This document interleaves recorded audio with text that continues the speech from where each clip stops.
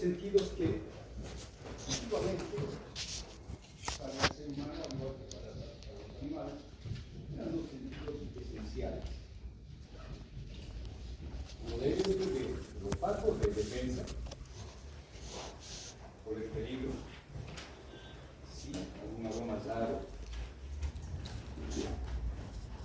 tenía más desarrollado el ser humano, o por lo menos sabía distinguir mejor. Y el gusto, para poder, en la búsqueda de su alimentación, aprendió a diferenciar venenos, alimentos que le caían mal, que no eran alimentos, y gracias a estos dos sentidos, la olfacción y el sentido del gusto.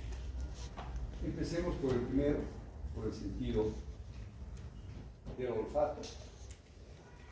Y nuestra pregunta sería, ¿cuál es el número de sustancias que el ser humano puede captar?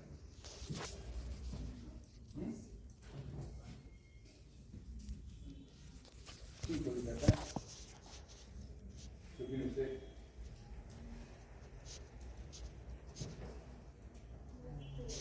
Opine,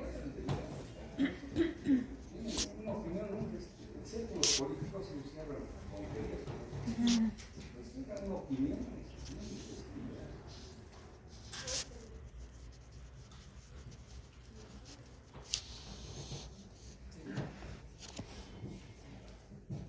Claro, se dejan llevar por esto 7 tipos de células olfatorias. Y cada una de ellas es capaz de detectar un tipo de molécula. Estas moléculas son mezclado, floral, mentolado, etéreo, picante, pútrido, pero ustedes pueden distinguir solamente con el olfato entre una pasillada y un chayo. Sí. Y en la pasillada tiene un solo aroma, no, tiene varios, ¿no? ¿Y el chayo? Tiene varios, ¿no es cierto? ¿Ustedes pueden distinguir su perfume del perfume que utiliza otra persona? Sí. ¿Cuántos perfumes habrá en el mundo? ¿Pueden distinguir eso? ¿O no? ¿Sí o no? Bien, entonces, ¿cuál será el número de sustancias odoríferas que el ser humano pueda captar? No sería infinito. No hay límite, no existe un límite. Cada sustancia nueva pues tendrá alguna forma de ser captada y ser conocida y diferenciada. Entonces es importante, porque si no estamos fregados, pues se limitaría a unas cuantas sustancias y entonces el sexo no tendríamos ni la capacidad de disfrutar y mucho menos de poder diferenciar y observar que es un peligro, porque sigue siendo de alarma. Entran a la casa, olor a gas, ¡oye, cuidado, no prendas la estufa! ¿Sí o no? O pusieron algo en la cocina y fueron a hacer, se distrajeron, ¡ay, se ha quemado la olla! ¡Pucha, ya está! ¿Y cómo se conocieron? ¿Por el ruido? No, el olor. Entonces, para nosotros es importante considerar de que no existe un límite, pero sí existe ¿qué? Una saturación, sí. Una adaptación, sí. Rápidamente se adaptan a los olores. Entonces dejamos de percibirlos luego de que hemos reconocido, identificado y hemos dicho no hay peligro, pues muy bien, hay una adaptación. Y lo que tenemos acá es algo más importante. Tenemos el umbral de la olfacción. ¿Cuál será la sustancia que tiene un umbral más bajo?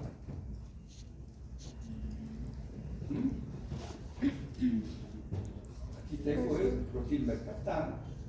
El propilmercaptano.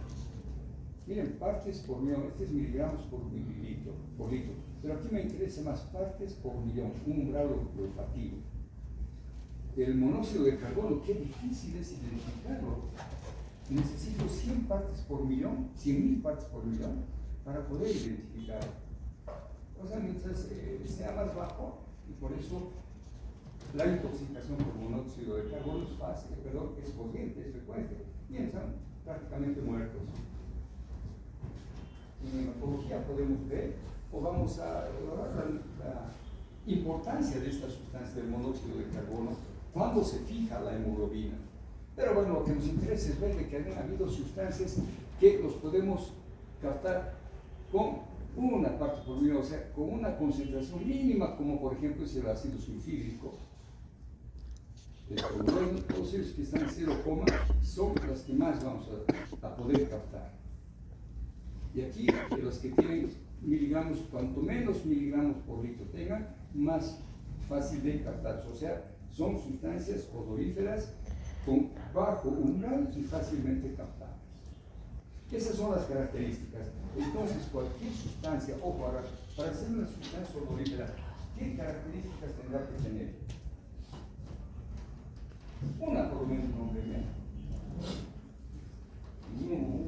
Muchos en aquel tipo animales eran muy. O muertes en nuestro gran artista que David Santalla imitaba de todo. Bien, pero ¿cuál es la importancia?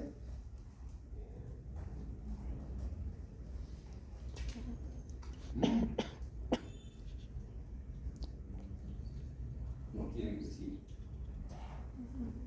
Por si acaso, ¿qué le preguntaron?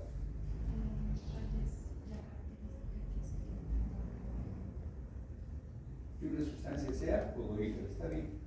La primera característica tiene que ser volátil. Característica tiene que ser volátil, porque si no está en el aire, no voy a ir a la manera, o a la aquí, no, tiene que estar en el aire, tiene que ser volátil, una sustancia volátil.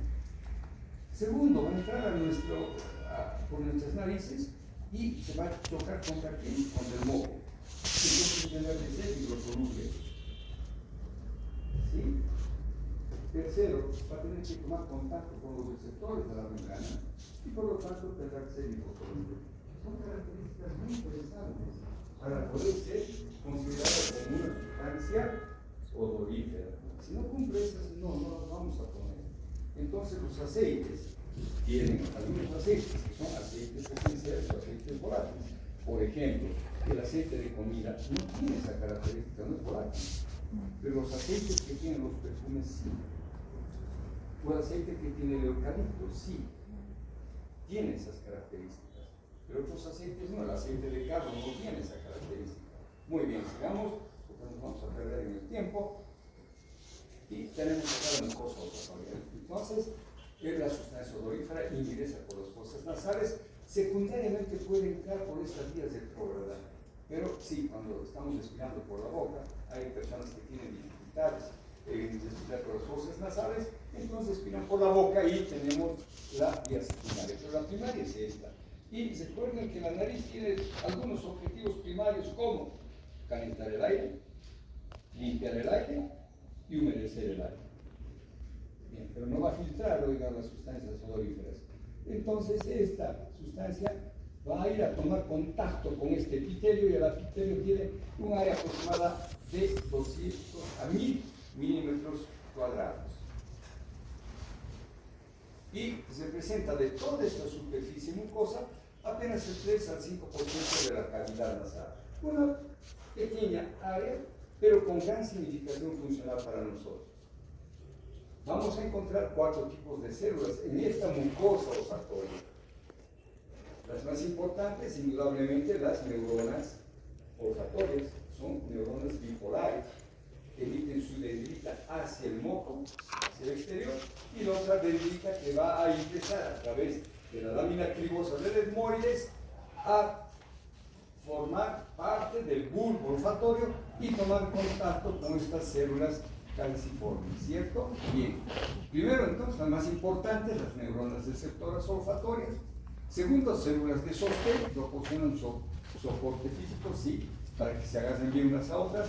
Las células basales, que es importante en las células basales, en un resfrío muy intenso dejaron de percibir olores.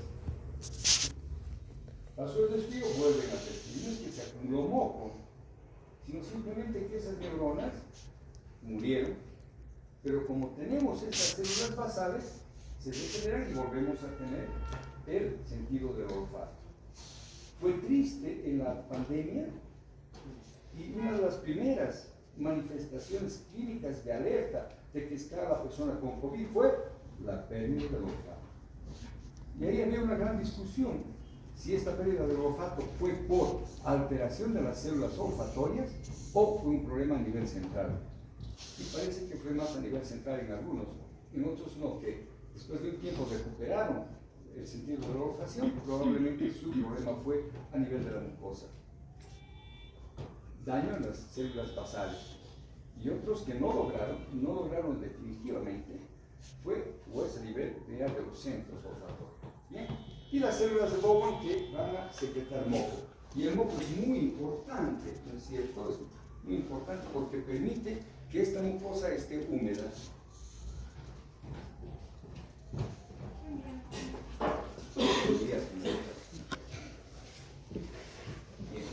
Esa es la mucosa. Y luego de esta mucosa olfatoria ingresa, hemos dicho, por la lámina criboides, los axones de estas células bipolares, ingresan y forman parte ahora del bulbo olfatorio y van a hacer sinapsis con ¿quiénes? Con estas células mitrales.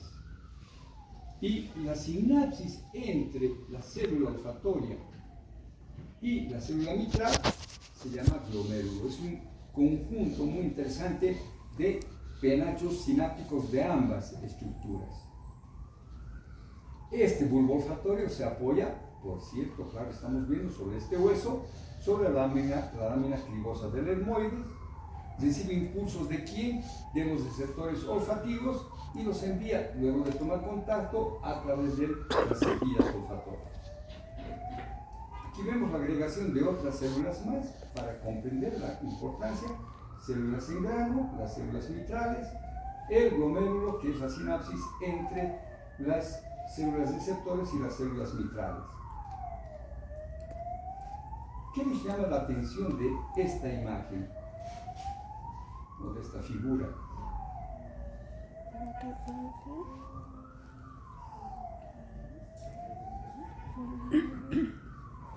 A mí me llamó la atención cuando vi algo que es indudable. Las células receptoras olfatorias captan y envían la señal, ¿sí?, hacia el cerebro, pero además había habido una vía descendente, una vía retrógrada, que viene de las mismas estructuras y a través de estas células en grano va a hacer sinapsis con las células mitrales. Entonces, esta vía, por una parte, es la encargada justamente de la adaptación a los olores que habíamos mencionado.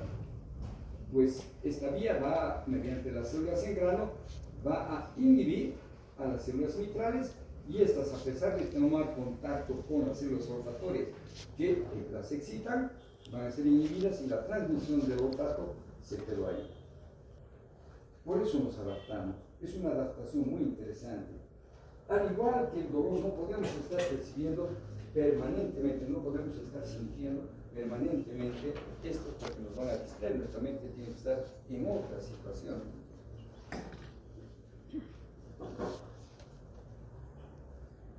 Muy bien la olfacción, que es fabulosa, oigan. Tiene memoria. Memoria, por ejemplo, si uno hay un velorio ya ha tenido muchos contactos en muchos ratos con esas flores, con ese plan, tiene un olor muy especial. Me voy a ir y no sé, cuando sienta, voy a asociar con, no puedo asociar con esa situación. Pero, a ver, un olor a café, un aroma a café. ¿Quién de ustedes desencadena una situación amarga, fea?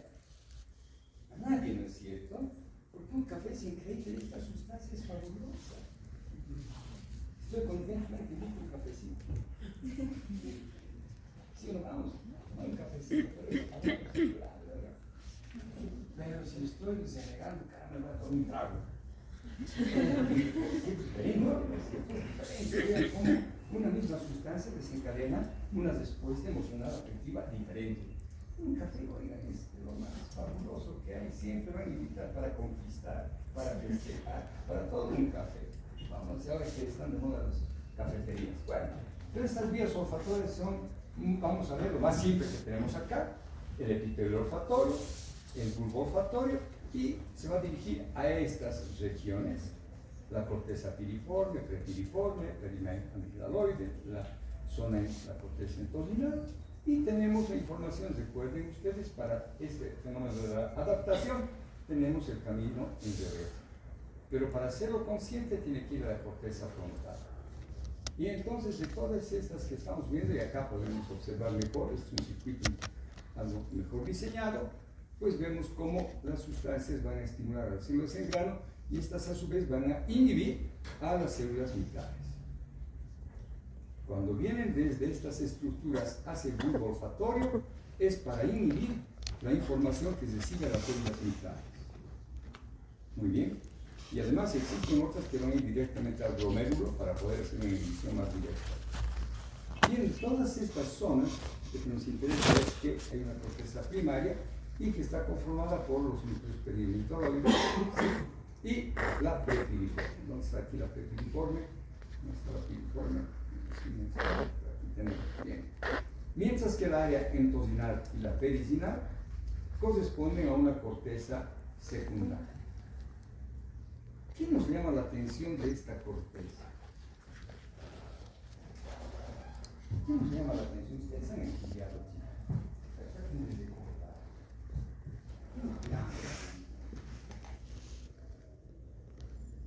¿Es neocorteza?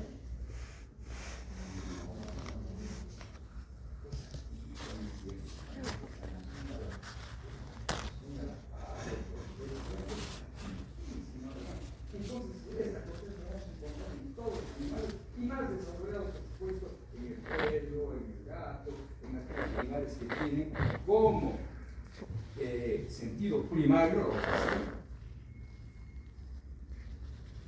Eso me llama la atención. No está yendo a la neocorteza, no estamos al lóbulo frontal, pero es para desencadenar otro tipo de reacciones. Bien, eso es lo que vamos a conocer. Y bueno, las vías olfatorias, con todas estas conexiones que mencionamos: corteza piriforme, ahí está, piriforme, área receptora principal. Yo voy a memorizar esto porque es importante: identificación consciente de los olores. Esto es café, esto es cigarrillo, y puedo diferenciar entre un habano cubano de un cigarrillo verde. Puedo diferenciar. Bueno, identificación consciente de los olores. Eso hace la corteza piriforme. La corteza entorsinal es un puente, qué bonito, es un puente hacia el hipocampo. Y esta corteza va a permitir entonces, vinculando con el hipocampo, recordemos lo que nos enseñaron, hemos aprendido y sabemos, es la estructura de la memoria. Vamos a estudiar en neurofisiología, en la parte de funciones cognitivas, esas funciones. Entonces, esta corteza entorsinal, al enviar información o conexiones hacia el hipocampo, nos está dando esta posibilidad de memorizar esos olores. Y es memoria a largo plazo. Estoy sintiendo un poquito de olor a carbón, ya voy a coser, se me está quemando algo. Listo. Voy a coser, ya me has recordado, no voy a ir a esto de dónde vendrá. No, pues a esto se hace toda la casa. Entonces tengo que ir inmediatamente a hacer esta, o voy a tener esta reacción, una respuesta motor, una respuesta afectiva. El complejo amigdalino conecta los olores con las respuestas emocionales. Si un perfume me hace llorar, me hace recuerdo a mi madre, me hace recuerdo a tal, o sea, esa respuesta emocional. Y el tubérculo olfatorio, que va a estar involucrado en estos mecanismos de recompensa y motivación. Recompensa y motivación. ¿Cómo podríamos interpretar esto?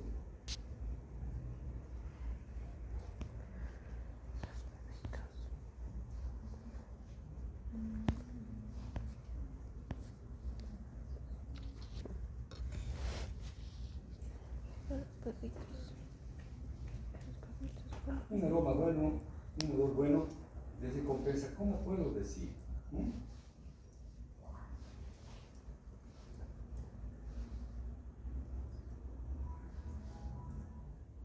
hace recuerdo que cuando hice esta actividad, vino el jefe, estaba estudiante, vino el jefe y me dijo, mira, lo has hecho muy bien, te aumento el sueldo. Recompensa, me ha motivado. Es interesante estas partes de las vías olfatorias. O sea, tenemos para el olfato, como les mencioné, no es solamente un sentido así tan abstracto. Este es importante, sigue siendo importante. Si bien ya no es en la búsqueda de las feromonas, ya no buscamos feromonas, no estamos identificando, uy, un tigre, ya no, pero que tiene gran emocionalidad, afectividad, memoria.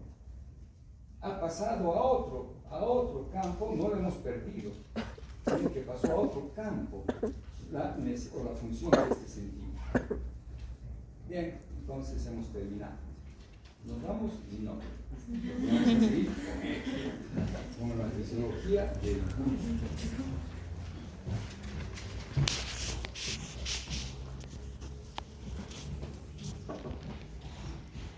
Muy diferente al sentido del olfato.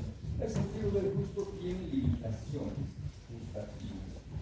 Tiene limitaciones porque se va a restringir a algunos sabores. Y bien, es algo más complejo que el receptor gustativo, porque está dentro de una papila gustativa. Parece una cebolla, ¿no? Cebolla parece. Comparamos así el epitelio de la lengua, los quimios receptores, interesante, otro quimio receptor, dos quimios receptores que estamos mencionando, el olfato y el gusto, porque hacen contacto con la sustancia. Células de soporte, la célula basal y sinapsis que viene desde la fibra nerviosa aferente.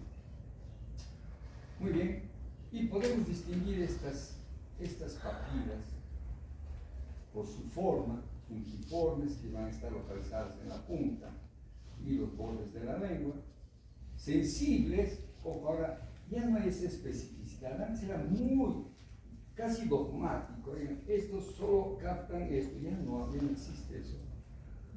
Entonces están localizados y son sensibles a los sabores dulces y salados. ¿Cuál será la importancia de que estén ahí, oigan? Aquellas papilas que son capaces de degustar el dulce y el salado. Primer contacto, uy, qué rico, este chocolate me lo como. No tengo que esperar que esté atrás, ¿no? Y salado también, porque es una necesidad. La sal es una necesidad. Y es increíble cómo, hay por una parte un ejemplo que a mí me programa Discovery, esos lobos que viajan y van justo a un lugar donde hay un barco que tiene mucha sal. Pero nosotros no somos, y recuerden ustedes que ha habido épocas donde el principal comercio que los hizo ricos fue el comercio de la sal. Y nuestra sal, precisamente, no hemos tenido que importar desde los mares porque tenemos harta sal y buena sal en los salares que tenemos en el occidente. Bien, entonces, esas son sustancias necesarias. Por una parte, los dulces son alimento y los salados una necesidad para mantener nuestro equilibrio. Las caliciformes se ubican en la parte posterior y las foliadas en los pliegues laterales de la lengua. Y estas que tienen más una función táctil, sí, me permite mover la lengua, llevando el alimento atrás, a un lado, para que se mastique y luego trague. Tienen esa forma, o sea, tienen una función táctil y térmica más que gustatoria. Bien, así nos interesa, esos son los receptores, y aquí sí podemos decir de que existen sabores básicos. Anteriormente habíamos mencionado de que existen algunas células básicas, ¿no es cierto?, que captan ciertos colores, pero ahora es diferente. No tenemos más que estas sensaciones, listo, sensaciones gustatorias y se acabó. Y este es nuevo, a mí no me enseñaron con esto. Este es nuevo, está dentro de la fisiología ahora, pero es nuevo. Estoy fregado si nunca he probado esto, pero bueno, el ácido está producido por hidrogeniones. Sí, recuerden que a mayor acidez, mayor o menor hidrogeniones, mayor número de hidrogeniones. Entonces esto nos permite identificar, ojo, el ácido siempre va a ser una sustancia dañina, siempre. Entonces tengo que identificar con mucha precisión a cualquier sustancia que tenga exceso de hidrogeniones, porque esa sustancia ácida se convierte en algo que me puede dañar. Sí, me va a alterar mi equilibrio hidroelectrolítico. Dulce, muy diferente. Esta es una combinación de, ya no es un hidrogenión, sino son moléculas más complejas como los azúcares, los alcoholes, etc. Son complejas. Ya no es un átomo, ya no es una molécula simple, no, es un conjunto de sustancias que tienen la característica de poder tomar contacto con estos receptores. Tercer sabor, salado, y está producido por estas sales ionizadas, muy diferente a los hidrogeniones. Hidrogeniones es pH, mientras que las sales ionizadas nos van a dar esa sensación de sal. Es el sodio, el cloruro de sodio, pero de ellos el sodio tiene que estar ionizado. Y el amargo, sustancias orgánicas que contienen nitrógeno, 1 y 2 los alcaloides. Bien, y este último, les decía, oigan, es agregado, y no sé por qué lo han agregado, pero está ahí, oigan, como un sabor básico, delicioso. Es la combinación de sabores agrio, salado, dulce o amargo. Es un sabor agradable. Ejemplo, el glutamato. ¿Alguien se imagina un sabor umami? El tomate.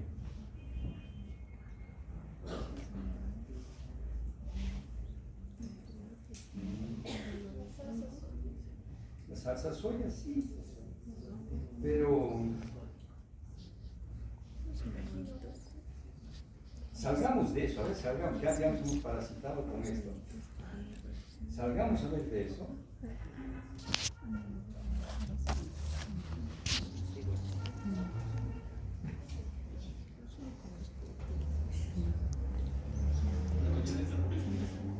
La mayonesa, sí, el limón, y luego, ¿qué más? Aceite.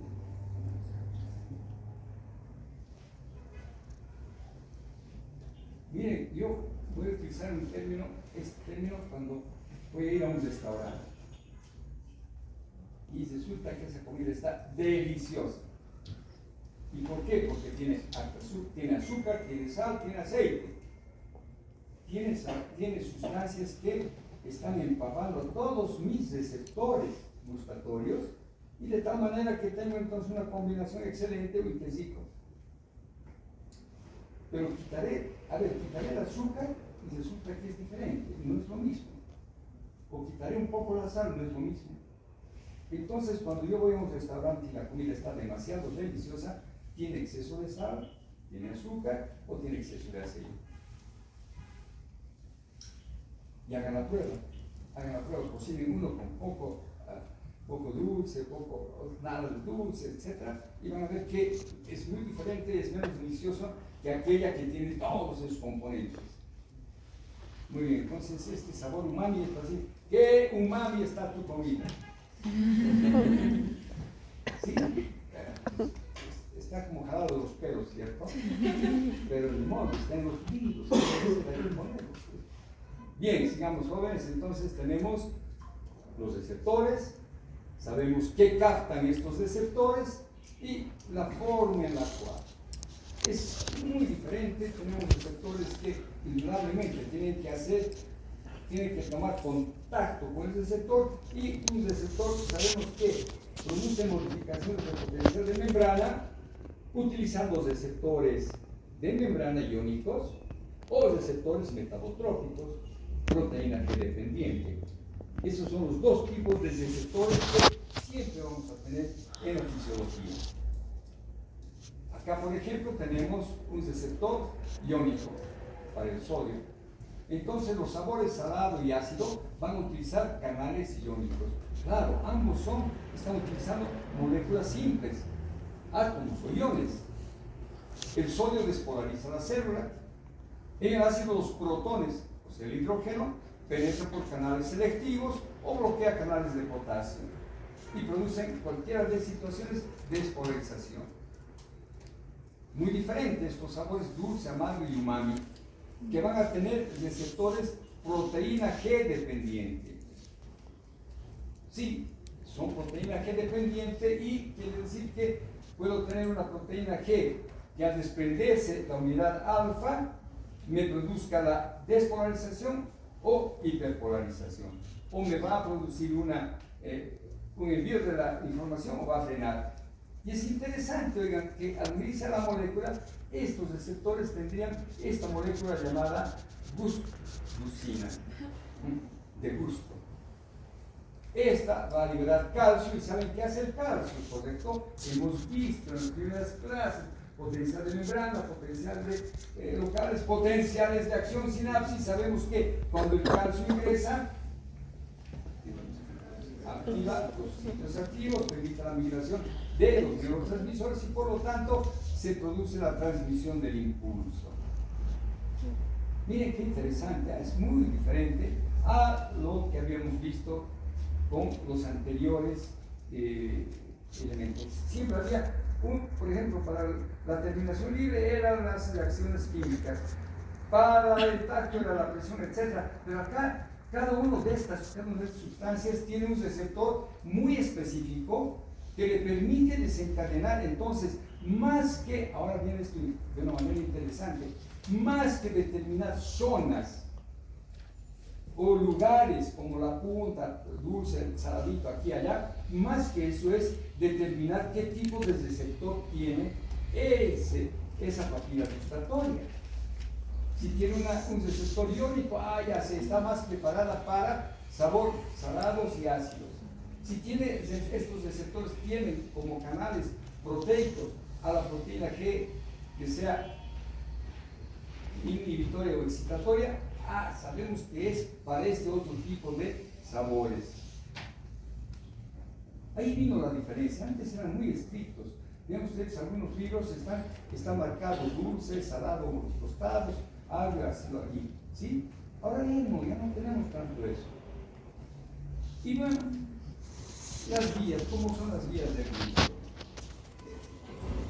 Algo que nos llama la atención es que estas papilas gustatorias, podríamos utilizar un término muy bonito, son parásitas, no tienen un nervio propio.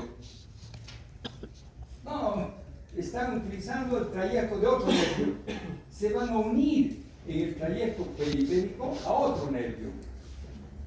Y entonces vemos cómo el nervio facial, que inerva los 2/3 anteriores de la lengua, a través y mediante el ganglio geniculado, lleva la información de los 2/3 anteriores de la lengua.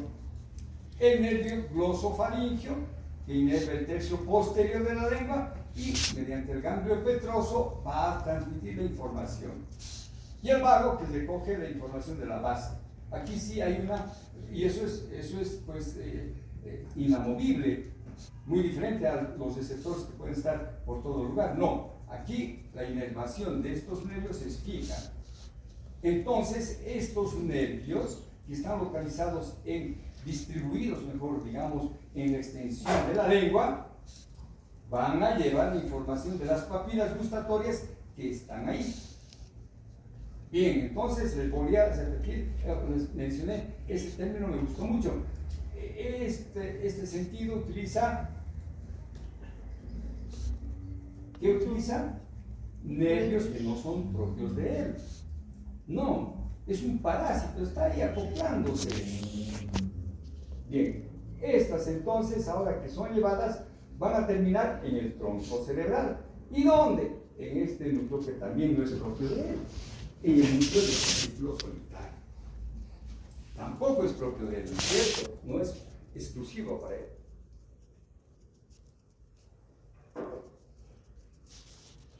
En el bulbo, sigamos entonces, nos hemos quedado aquí en el bulbo, ahí está el núcleo del tracto solitario, y luego tenemos la tercera neurona. Y esta lámica, muy bien, en el núcleo ventral posterior, medial del tálamo, ha ascendido desde el fascículo solitario y finalmente va a terminar en la corteza gustatoria. ¿Y dónde está? En la ínsula, en el opérculo, ven ustedes adentro. Este lóbulo frontal, temporal, en el opérculo, ahí adentro, dentro de la cisura de Silvio, ¿cierto? Área 43 de Grossman, donde la corteza, indudablemente la corteza siempre, la neocorteza, hace consciente a esta información. Y tengo que tener conciencia, mucho más conciencia que otros sabores, porque sí, por descuido, me tomé una sustancia muy ácida, estaba bien disimulada, pero resulta que era ácido clorhídrico. Pues, oiga, parecía chocolate, me tomé, pues, mientras entra, como no identifiqué por mercurio, pues va a correr todo mi esófago, estómago, etcétera, hasta donde llegue. Entonces, yo tengo que tener, por eso, la posibilidad de decir, uy, acá hay esta sustancia, e inmediatamente la elimino, no la trago, no pasa, pero ya se hizo consciente. Muy bien, entonces vemos nosotros cómo estos dos sentidos son fundamentales para la supervivencia del ser humano, ¿cierto? Porque todo el día están comiendo, ¿sí? Papitas fritas, chisitos, galletitas, dulcecitos, y bueno, de gramo en gramo tenemos una población ahora media obesa, un poco con sobrepeso, pero están dándose el gusto, pues, de comer aquello, se dan el gustito. Y el olfato. Felizmente ya, oigan, ¿quiénes de ustedes fuman en la actualidad? No tengan vergüenza. Ya nadie. Y antes era, pues, prácticamente todos fumaban. Ahora ya nadie fuma. Y al que fuma lo ven como leproso. Aléjate de mí, me estás dando cáncer, ya está. El olfato, vean cómo ha ido cambiando, ya no. Antes el olor a cigarrillo era agradable, ahora es desagradable. Tener un coche con olor a tabaco, es tabaco, pero no es el tabaco, pues es el tabaco que quedó en las paredes, es desagradable. ¿Sí? O cuando subimos a un minibús y alguien no se bañó 3 meses, es desagradable. Ya me voy a bajar el estilo, no importa, voy a pagar, pero me bajo porque me va a hacer vomitar. Vean, esa es la reacción. Tenemos dos sentidos que son eminentemente de defensa y de agrado. Tienen una gran emocionalidad. Antes no, antes era exclusivamente para identificación de peligro, porque cada uno se iba a buscar el alimento como los monos, etc. Y teníamos que identificar eso. Ahora ya no, pues ¿quién de ustedes va a buscar la comida? Nadie. Tal vez y a darles una mandarina. Ahora tenemos un poco. Ya no hay, nos sentíamos cuando éramos chicos, jóvenes, que el camión, luego en camión, claro, se dinosaurios nos cuenta de épocas no había, no importa. Pero íbamos en camión porque nos gustaba, y cuando íbamos por la carretera, sacar una mandarina, porque había eso. Era aventura interesante, pero eran aventuras porque nos gustaba, pero eran aventuras. Pero ¿quién de nosotros desde hace mucho tiempo en la población humana va a buscar alimentos e identificar con la lengua? Ya nadie. ¿Quién está oliendo el alimento? Más que para decir está agradable o desagradable. Entonces son dos sentidos que han permanecido con una connotación diferente, se han transformado. Mientras que el oído, la sensibilidad, la somestencia y la visión mantienen su vigencia para lo que fueron generados. ¿De acuerdo? Pero hay algo muy importante. No me sirve de nada tener un buen oído, una buena visión, percibir bien los estímulos táctiles, captar el gusto y el olfato, sustancias gustatorias y olfatorias, si yo no voy a tener una respuesta. ¿De qué me sirve saber que me estoy comiendo una sustancia muy ácida y me va a dar una gastritis si no voy a generar una respuesta? ¿De qué me sirve si estoy pasando por un alcantarillado y en vez de suspender mi respiración sigo respirando, que no he desencadenado una respuesta motora? ¿De qué me sirve si alguien me está pinchando si no he retirado el brazo? ¿Y de qué me sirve si estoy viendo cómo se acerca un puñete y no retiro mi cara? ¿Y de qué me sirve finalmente un bocinazo y no he movido un dedo? De nada. Entonces todos estos sentidos tienen que desencadenar una respuesta. Y la respuesta es primordialmente motora. Esa es la respuesta. Primordialmente es motora. Hasta la secreción glandular es motora. Sí, estoy viendo el peligro y me oriné. Sí, yo hubo contracción de los esfínteres ahí. Y comencé a transpirar motora, porque mis glándulas pilosas comienzan a contraer los músculos para poder secretar. Eso es lo importante de haber estudiado esto. Porque el lunes vamos a ver ahora esa respuesta motora. Vamos a entrar ahora a motricidad. Y vamos a deleitarnos, porque todo, les vuelvo a repetir, todo lo que hemos visto hasta ahora es una información que tiene que desencadenar una respuesta, sea emocional, afectiva, pero primordialmente motora. Motora, ¿listo? Nos vemos entonces el día lunes. Descansen, estudien, no se dejen apabular.